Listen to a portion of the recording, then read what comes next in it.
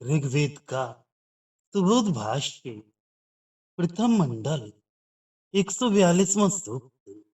हे अग्नि, प्रज्वलित होकर तू आज देवों को हमारे पास ला और आहुति देने के लिए सुबह को उठाए हुए तुमको तैयार करने वाले दानी यजमान के लिए अपनी किरणों को फैला।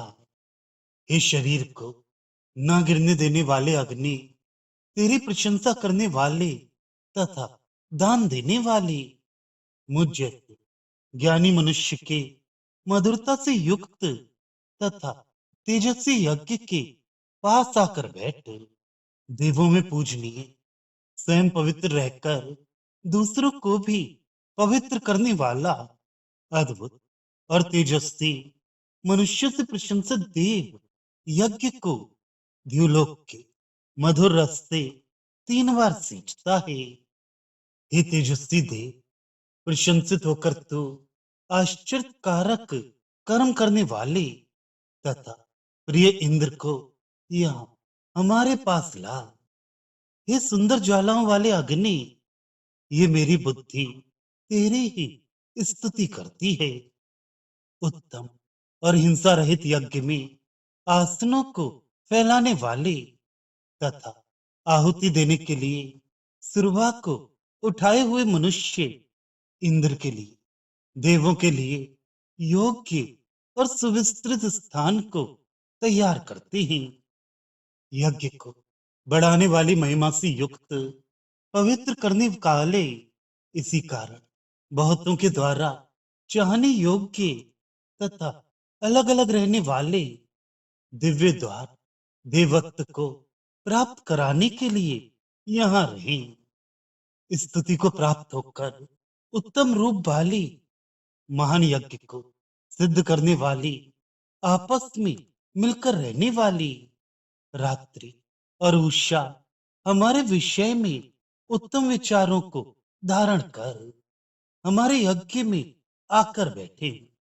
सुंदर वाणी वाले, उच्च स्वर से स्तुति करने वाले ज्ञानी दिव्य होता आज हमारे इस सिद्धि प्रदान करने वाले द्युलोक को छूने वाले यज्ञ में आकर पूजा करें। पवित्र देवों में और मर्तों में पूज्य होता भारती तथा महान और पूज्य सरस्वती और इला यज्ञ में विराजे। तुष्टा देव, हमें चाहते हुए हमारी पुष्टि और धन के लिए उस शीघ्रता से बहने वाले, बहुतों से चाहने योग्य अद्भुत जल को अंतरिक्ष से स्वयं बरसाई। हे वन के स्वामी, तू स्वयं कर्मों में प्रेरित होकर देवों का यजन कर। बुद्धिमान देव अग्नि देवों में हवियों को प्रेरित करता है। उषा और मर्तों से युक्त सभी देवों के लिए, वायु के लिए स्तुति करने वाले के रक्षक के रूप में प्रसिद्ध इंद्र के लिए प्रशंसनीय आत्मसमर्पण करो। हे इंद्र, तू आत्मसमर्पण पूर्वक दी गई हवियों को खाने के लिए तू पास आ। यज्ञ में मनुष्य तुझे बुला रहे हैं, उनकी प्रार्थना सुन और आ। भावार्थ, हे अग्नि, तू प्रज्वलित होकर देवों को बुलाकर ला और यज्ञ एवं दान करने वाले मनुष्य के लिए अपनी ज्वालाओं को फैला और उसका हित कर। यह अग्नि या गर्मी जब तक शरीर में रहती है, तब तक ये शरीर स्वस्थ रहता है। इसलिए अग्नि को तनूनुपात कहा गया है। जब तक इस शरीर में मानव जीवन रूप यज्ञ चलता रहता है, तब तक अग्नि इस शरीर में बैठा रहता है। यह नरों से प्रशंसित देव, पूज्य, पवित्र तथा दूसरों को पवित्र करने वाला अद्भुत और तेजस्वी है। यह देव द्युलोक में रहकर वर्षा जल रूपी मधुर रस को उत्पन्न करता है और उससे पृथ्वी को सींचता है। मनुष्यों को दिन में 3 बार यज्ञ करने का विधान है। अर्थात दिन में 3 बार मनुष्य घृत और मधुर रसों से यज्ञ को सींचे। हे अग्नि, तू आश्चर्य कारक कर्म करने वाले और सबका हित करने वाले इंद्र को हमारे पास ला, ताकि मैं अपनी श्रद्धा एवं भक्ति से युक्त होकर तुम्हारी स्तुति कर सकूं। यज्ञ उत्तम और हिंसा रहित हो। देव पूजा, संगठन और दान इत्यादि के जो भी काम किए जाएं, वे किसी पर भी अत्याचार करके ना किए जाएं। समझा बुझाकर प्रजाओं को संगठित किया जाए। इसी तरह किसी से मारपीट कर जबरदस्ती दान न करवाया जाए। इसी प्रकार देव पूजा भी हिंसा रहित हो।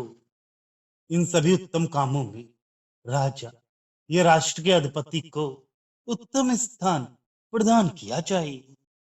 यज्ञ को बढ़ाने वाली, महिमा से युक्त, पवित्र करने वाले, इसी कारण बहुतों के द्वारा चाहने योग्य तथा अलग अलग रहने वाले दिव्य द्वार देवत्व को प्राप्त कराने के लिए यहाँ रहे।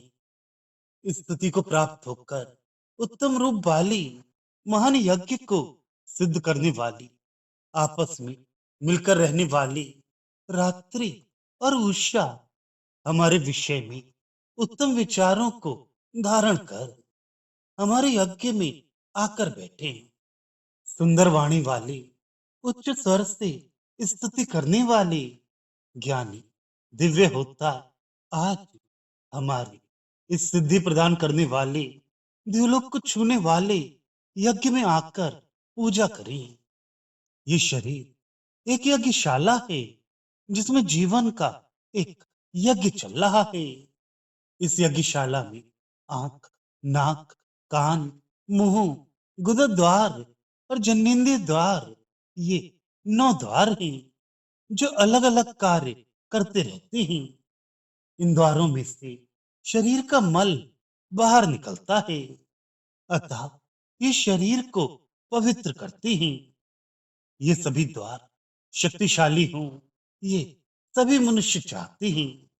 इन सभी द्वारों को जो अपने नियंत्रण में रखता है, वह देव बनता है। अच्छी तरह नियंत्रित हुई ये इंद्रियां मनुष्य को देवत्व प्राप्त कराती हैं।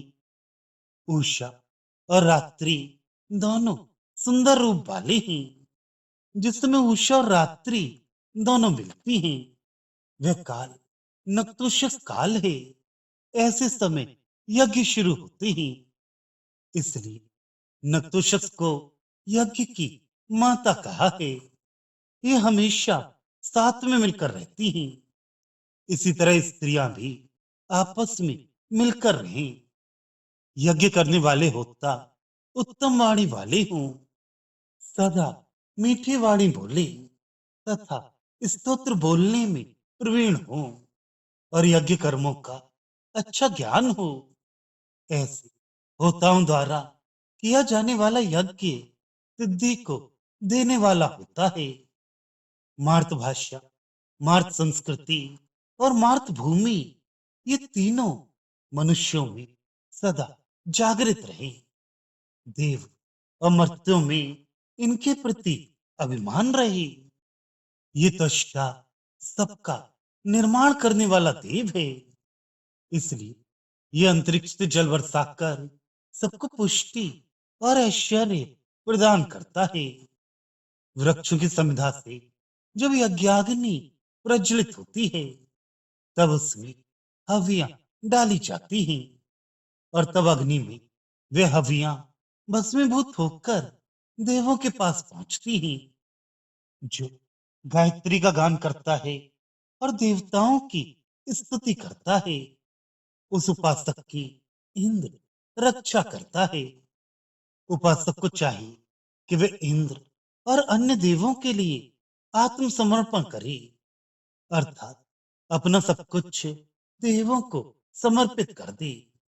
श्रद्धा भक्ति से अपने ईश देव के चरणों में सभी कुछ समर्पित कर देना उपासक का कर्तव्य है।